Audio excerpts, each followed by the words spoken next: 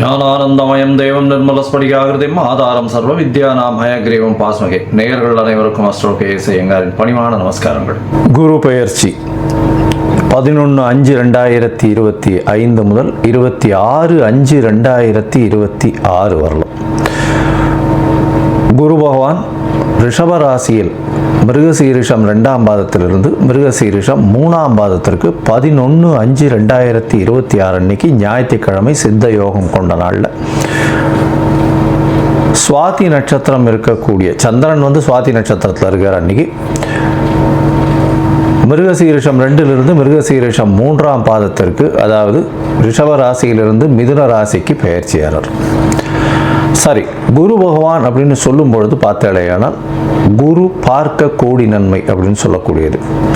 இயற்கை சுவர்களிலே முதன்மை சுவர்னு சொல்லக்கூடியவர் குரு. 100% அவர் இருந்த இடத்தையும் சரி பார்த்த இடத்தையும் சரி எப்பொழுதுமே பலப்படுத்தக்கூடியவர்.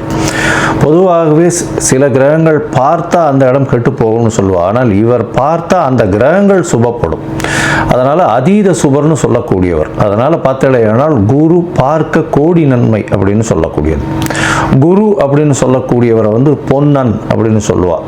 அதை தவிர ப்ரஹஸ்பதி அப்படின்னு சொல்லுவாள். அதனால் குரு அப்படின்னு சொல்லும் பொழுது எல்லாவற்றையும் அவருடைய அருளால் மட்டுமே எல்லா விஷயங்களும் போகக்கூடியது. குருவுக்கும் புதனுக்கும் பெரிய வித்தியாசம் என்னன்னா, புதன் அறிவு காரகன், அறிவு சம்பந்தப்பட்ட கணிதம் சம்பந்தப்பட்ட விஷயங்களை பண்ணக்கூடிய விஷயங்கள் புதன் மூலியமாக வரும்.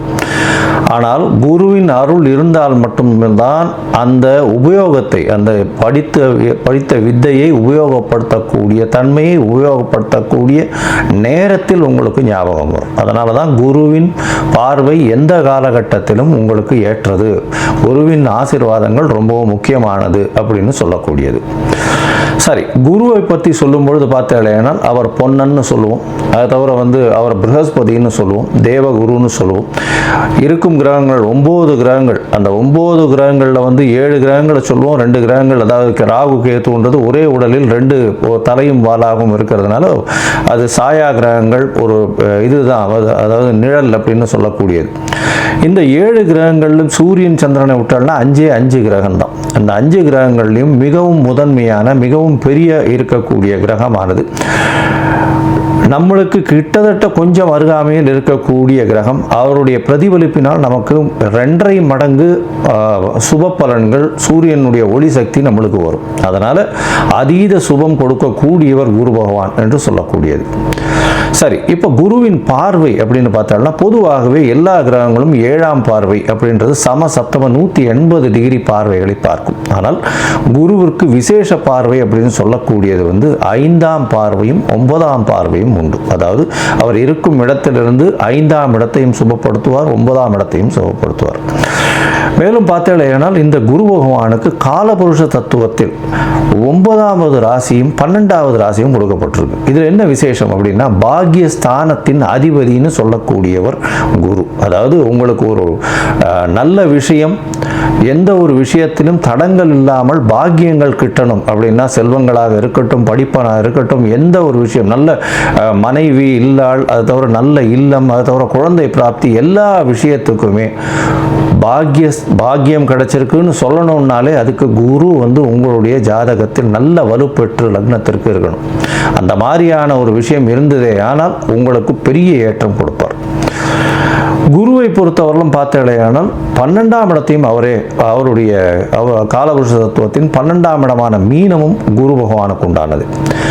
எப்பொழுதுமே 12ஆம் இடம்னு விரயஸ்தானத்தை சொல்லுவோம். அதை தவிர தூக்கஸ்தானத்தை சொல்லுவோம். இதெல்லாம் குருவினுடைய நல்ல இது பார்வையோ இருந்தாரே ஆனால் உங்களுக்கு சுப செலவுகள் வரும், நல்ல தூக்கம் வரும், உடலாக நல்லபடியாக இருக்கக்கூடிய காலகட்டமாக இருக்கும். இதெல்லாம் குருவினுடைய பார்வையோ குரு இருந்தாலோ வரக்கூடியது.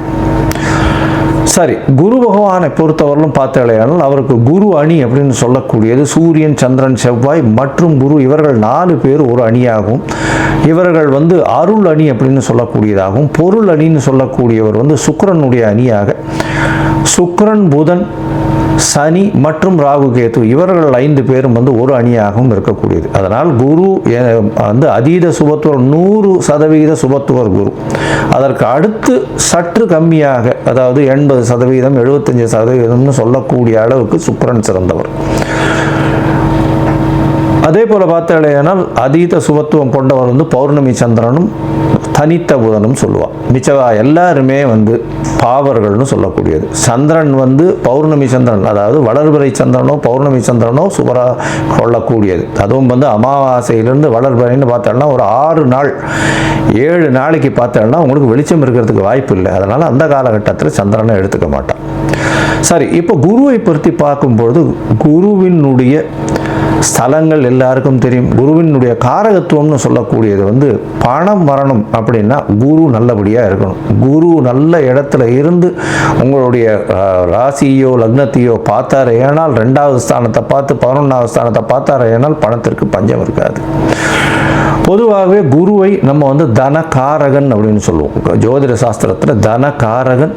அதை தவிர குருவுக்கு வந்து பார்த்தாலேயானால் புத்திர காரகன். இந்த ரெண்டும் வந்து காரகத்துவத்திலேயே வரும். அதனால் ஒரு ஜாதகத்தில் குருவினுடைய வலுத்தன்மை உங்களுக்கு அடுத்த சந்ததியினர் நல்லபடியாக இருக்கணும் அப்படின்னா குரு நல்ல வலுத்து இருந்து குருவினுடைய ஆசீர்வாதங்கள் நிச்சயமாக இருக்கணும். அதனால் காரகத்துவம்னு பார்க்கும்பொழுது புத்திர காரகத்தை சொல்லுவாள். 5ஆம் இடம், 5ஆம் இடத்தின் அதிபதி மற்றும் குரு, இவர்கள் 3 பேரும் வந்து ஒரு ஜாதகத்தில் நல்லபடியில் இருந்தால் அந்த ஜாதகனுக்கு அதாவது புத்திர பிராப்தி இருக்கும், சந்தானம் விருத்தி அடையக்கூடிய வாய்ப்புகள் நிச்சயமாக உண்டு அப்படின்றது தான் ஜோதிட சாஸ்திரம் சொல்றது. அதே மாதிரி தன காரகன்னு சொல்லக்கூடியவரும் குரு. அதனால இந்த 2த்துக்குமே காரகத்துவம் வருது. அதனால மிச்சப்படி நல்ல விஷயங்கள் நிறைய பண்ணாலும் இந்த 2 விஷயத்தில் ரொம்பவும் முக்கியமாக இருப்பார். இதை தவிர பார்த்தாலேயானால் குருவுக்கு உண்டான மரம்னு சொல்லக்கூடியது அரச மரம்.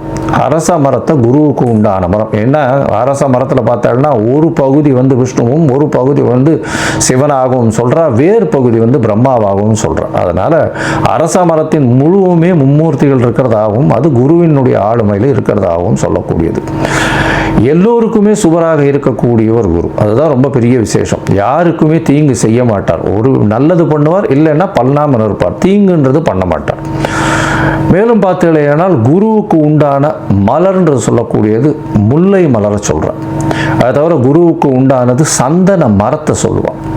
இதை தவிர பார்த்தீங்களேனால் இந்த சந்தன மரம் தானம் கொடுக்குறது, அதாவது கொண்ட கடலை, மஞ்சள் நிறம், இந்த மாதிரியான விஷயங்கள் குருவுக்கு சொல்கிறான். இது எதுக்கு சொல்கிறேன் அப்படின்னா ஒருவருக்கு குரு அந்த அளவுக்கு சரியில்லை, இந்த குரு பெயர்ச்சி கொஞ்சம் பிரச்சனைகள் இருக்குது, அதனால் அவளுக்கு வந்து பிரச்சனைகள் வந்து அதிகமாக போகக்கூடிய வாய்ப்பு இருக்குது. அதாவது தனம் வருமானத்திலும் சரி, அதை தவிர வந்து அவளுக்கு உண்டான புத்திர பாக்கியங்களும் சரி, இல்லை புத்திரர்களால் பிரச்சனைகளாக இருந்தாலும் சரி, இல்லை கடன் ஏறக்கூடிய வாய்ப்புகளாக இருந்தாலும் சரி, கடல் கழுத்தை நெருக்கக்கூடிய வாய்ப்புகளாலும் சரி, இந்த மாதிரியான எளிய பரிகாரங்களை செய்கிறது ரொம்பவும் நல்லது. அதாவது என்ன அப்படின்னா முதல்ல வந்து குரு காயத்ரின்னு சொல்லக்கூடிய ஓம் ரிஷபத்வஜாய வித்மகே கிருணிஹஸ்தாய தீமகி தன்னோ குரு பிரச்சோதயாத்து அப்படின்ற இந்த குரு காயத்ரி மந்திரத்தை ஒரு நாளைக்கு 3 தரமாவது இந்த குரு அடுத்த பெயர்ச்சி ஆறவர்களும் சொல்கிறது ரொம்பவும் நல்லது.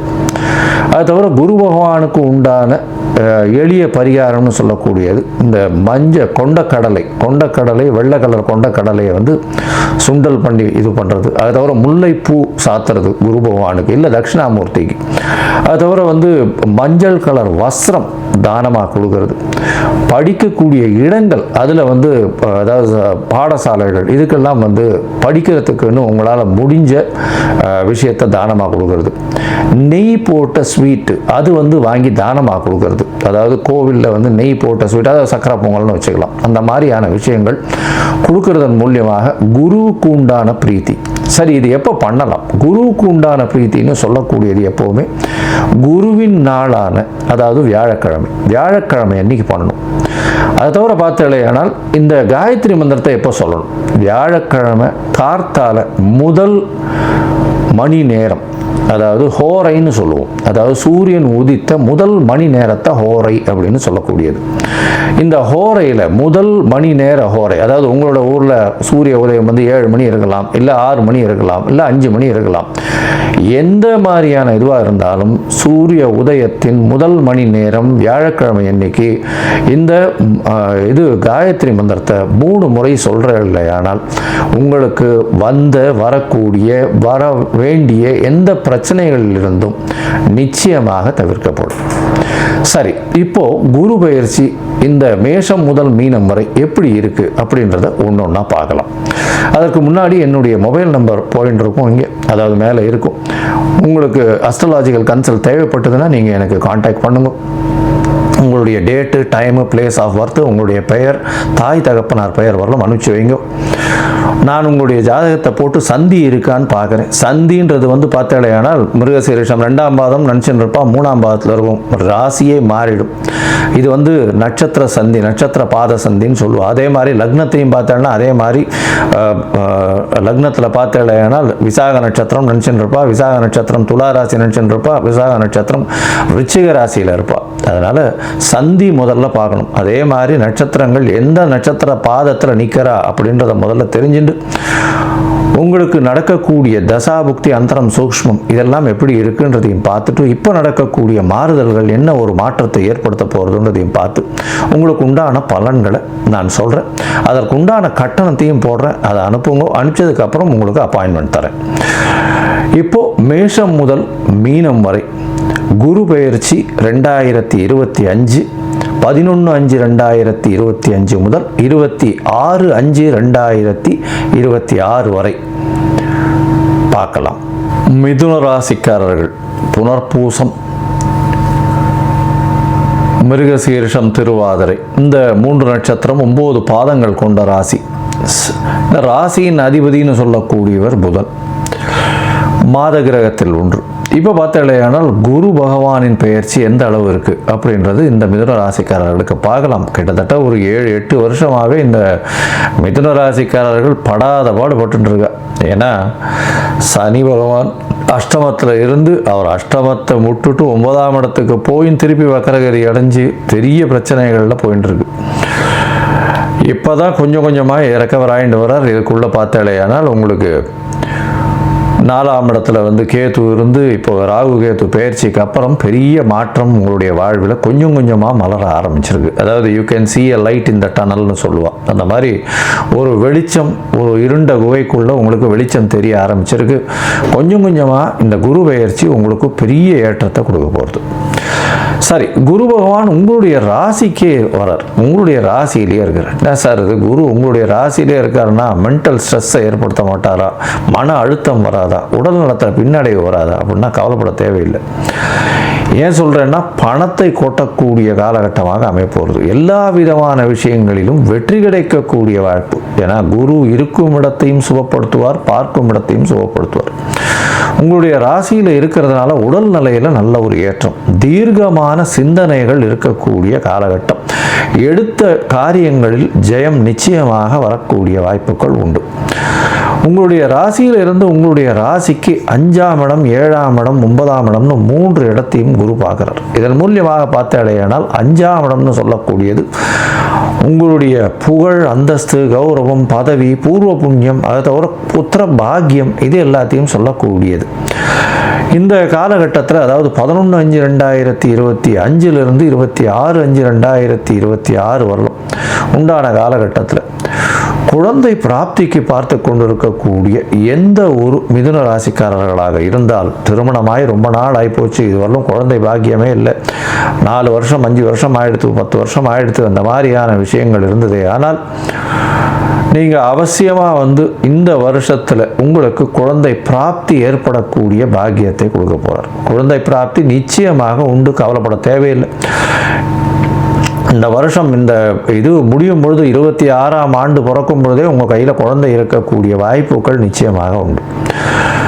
அதை தவிர பார்த்தாலேயானால் உங்களுக்கு பதவி உயர்வு வரும். பதவி, புகழ், அந்தஸ்து, கௌரவம், குழந்தைகள் மூலியமாக பெருமை வரக்கூடிய வாய்ப்புகள் உண்டு.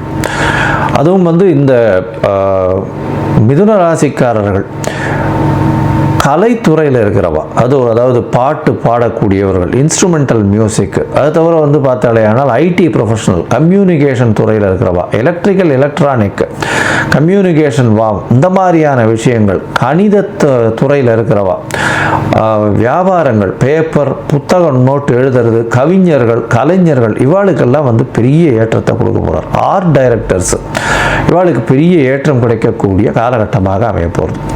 உங்களுடைய ராசிக்கு பார்த்தீங்கன்னா சம சப்தமத்தையும் வந்து குரு பார்க்கறதுனால திருமணம் கைகூடக்கூடிய காலகட்டமாக அமையும். ஏன்னா குரு பார்க்கணும் அப்படின்றது குரு பலம் இருக்கான்றது நிச்சயமாக சொல்லணும். அப்படின்னா தான் குரு பார்த்தால்தான் சப்தமத்தை கண்டிப்பாக உங்களுக்கு திருமணம் கைகூடக்கூடிய வாய்ப்புகள் உண்டு. இதன் மூலியமாக பார்த்தாலேயானால் இவ்வளவு நாளாக தட்டி போயிட்டு இருந்த வரன் எல்லாமே நிச்சயமாக உங்களுக்கு கைகூடக்கூடிய காலகட்டமாக அமைய போகிறது. சம சப்தமத்தை குரு பார்க்கறது பெரிய விசேஷத்தை கொடுக்கக்கூடிய காலகட்டமாக அமைய போகிறது. மேலும் பார்த்தாலேயானால் அந்த 7ஆம் இடத்தை பார்க்கறதுனால எதிர்பாலினத்தவர் மூலியமாக நல்ல ஒரு ஏற்றம் கிடைக்கக்கூடிய காலகட்டம். அது தவிர உங்களுடைய நண்பர்கள் மூலியமாக நல்ல ஒரு பெரிய மாற்றங்கள் வரும். அது தவிர பார்த்தாலேயானால் உங்களுக்கு வந்து பார்ட்னர்ஷிப் தொழில், அதாவது கூட்டு தொழிலில் பெரிய ஏற்றம் கிடைக்கக்கூடிய பாக்கியங்கள் நிச்சயமாக உண்டு. இந்த குரு பயிற்சியில் பார்த்தோம்னா உங்களுடைய ராசிக்கு 9ஆம் இடத்தையும் குரு பார்க்குறார். 9ஆம் இடத்தை பார்க்கறதுனால வெளிநாடு போய் படிக்கக்கூடிய யோகம் உங்கள் குழந்தைகளுக்கு நிச்சயமாக வரும். ஒருவேளை நீங்களே மிதுன ராசிக்காரர்களாக இருந்து படிக்கிறதுக்கு வெளிநாடு போகணும்னு பார்த்துட்டு இருந்தாங்கன்னா கண்டிப்பாக வெளிநாடு போகக்கூடிய பாக்கியம் உண்டு. தந்தையினுடைய சப்போர்ட் இருக்கும். ஏன்னா 9ஆம் அதிபதியும் 9ஆம் இடத்துலையே இருக்கார், சனியும். அதனால் வந்து தந்தையினுடைய சப்போர்ட்டு நிச்சயமாக இருக்கும். பெரிய ஏற்றத்தை கொடுக்கக்கூடிய காலகட்டம். தந்தையினுடைய சொத்துக்கள் வரக்கூடிய வாய்ப்பு, தந்தையினுடைய இண்டஸ்ட்ரியில் உங்களை வந்து பார்ட்னராக சேர்த்துக்கக்கூடிய வாய்ப்பு. ஏன்னா குரு வந்து 9ஆம் இடத்தை பார்க்குறார். தந்தையினுடைய சொத்துக்கள் வரும். தந்தையினுடைய உடல்நிலையில் நல்ல ஒரு ஏற்றம் இருக்கக்கூடிய காலகட்டமாக இருக்கும். மொத்தத்தில் பார்த்தாலேயானால் இந்த மிதுன ராசிக்காரர்களுக்கு உடல் நலத்தில் நல்ல ஏற்றம், எடுத்த காரியங்கள் அனைத்திலும் வெற்றி கிடைக்கக்கூடிய வாய்ப்பு, பார்த்த இடம் எல்லாமே வெற்றி பெறக்கூடிய வாய்ப்புகள் நிச்சயமாக இருக்கும். தீர்க்கமான சிந்தனைகள், எடுத்த காரியங்களில் வெற்றி. அது தவிர உங்களுடைய குழந்தைகள் மூலியமாக நல்ல ஒரு ஏற்றம் இருக்கும். புதிய புதிய பதவி, புகழ், அந்தஸ்து, கௌரவம்லாம் வரக்கூடிய வாய்ப்புகள் உண்டு.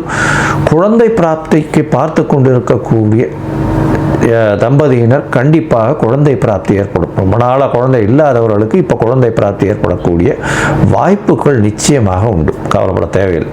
அதே மாதிரி திருமணத்திற்கு பார்த்து கொண்டிருப்பவர்களுக்கு திருமண யோகம் வந்தாச்சு. நிச்சயமாக திருமண யோகம், திருமணம் கைகூடக்கூடிய வாய்ப்புகள் உண்டு. கூட்டு தொழிலில் அபரிமிதமான வெற்றி கிடைக்கக்கூடிய வாய்ப்பு. அது தவிர எதிர்பாலினத்தவர் மூலியமாக நல்ல ஒரு ஏற்றம் கிடைக்கக்கூடிய காலகட்டம். அது தவிர பார்த்தீங்களேயானால் உங்களுக்கு அதாவது நண்பர்கள் மூலியமாக நல்ல ஒரு விஷயங்கள் வரக்கூடிய வாய்ப்புகள் நிச்சயமாக உண்டு.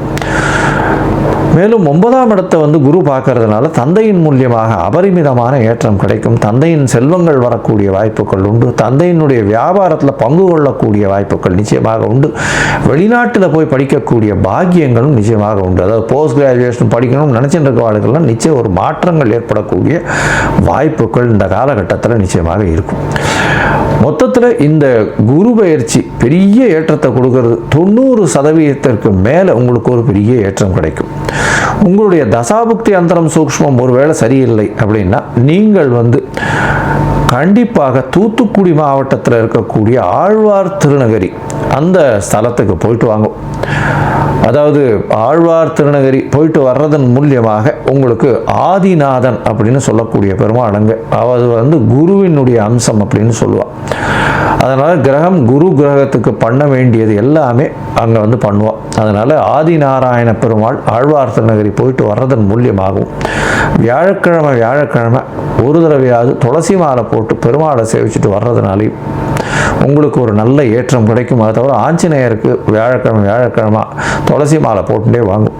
பெரிய ஏற்றம் உங்களுடைய வாழ்வில் நல்ல ஒரு வசந்த காலம் வரக்கூடிய வாய்ப்பு உண்டு.